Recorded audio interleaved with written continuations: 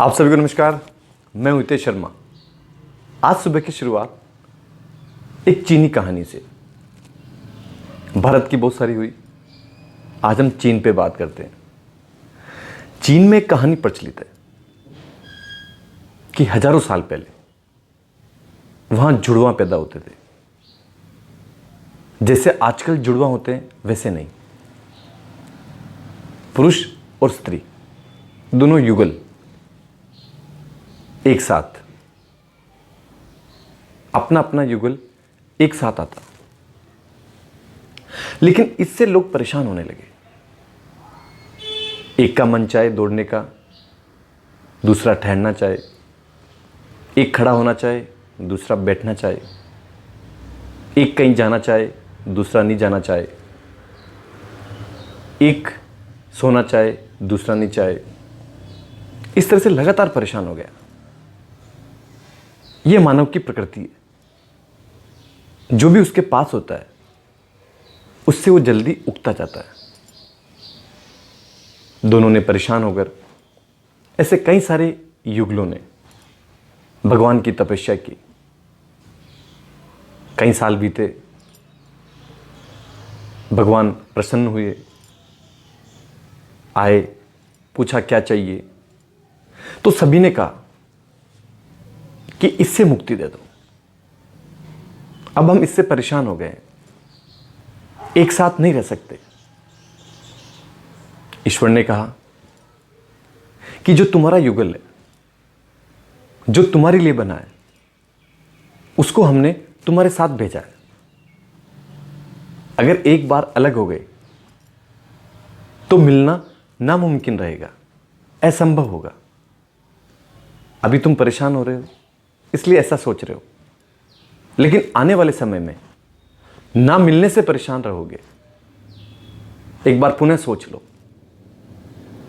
लेकिन सभी ने कहा कि भविष्य में जो भी होगा उस समय देखा जाएगा। अभी तो हम परेशान हो गए, अभी आप अलग कर दो। अब बहुत हुआ साथ रहना, अब हम साथ नहीं जी सकते। जैसा आप देखते हैं, जैसा सोचते हैं, आजकल जैसा चल रहा है कि जो पास में है, जो साथ में है, व्यक्ति उससे परेशान हो जाता है, बोर हो जाता है कि अब बहुत हुआ, अब अलग रहा जाए। ईश्वर ने भी उनकी बात मानी और उसी समय हर युगल को बीच में से फाड़कर अलग अलग जगह फेंक दिया। पूरी धरती पर इस तरह सारे जितने भी युगल जोड़े थे, जुड़वां थे, उनको अलग अलग फेंक दिया गया। कौन कहां गिरा, कौन कहां मिला। उसके बाद जब अलग अलग लोगों ने रहना शुरू किया तो परेशान हो गए, मिलने की इच्छा हुई, खोजने लगे। चीन में इसी खोज का नाम प्यार है। चीन में ऐसा कहते हैं कि जो प्रेम है, जो प्यार है, वो जोड़े जो अलग अलग हो गए थे और उसे खोज रहे हैं, वो जो इच्छा है, वो जो मन में एहसास है, वही प्यार है। लगातार ये खोज चलती रही, एक जन्म से दूसरे जन्म तक, एक पीढ़ी से दूसरी पीढ़ी तक। इस तरह से लगातार एक व्यक्ति, दूसरा, तीसरा, चौथा, पांचवा, हर जन्म में अलग अलग।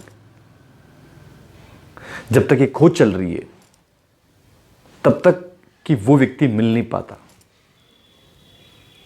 कई बार खोज के साथ लोगों में खींच आ जाती है, लोग परेशान हो जाते हैं कि बहुत हो गया, अब हम नहीं रह सकते तुम्हारे साथ, अब अकेले रह सकते हैं, अब हमें अकेले जीना है।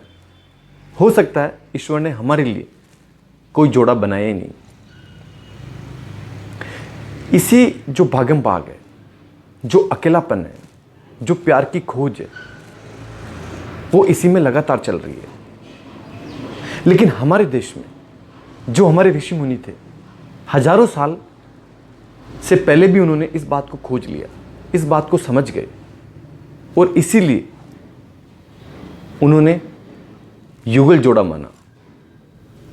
राधा माधव, गौरी शंकर, सीताराम,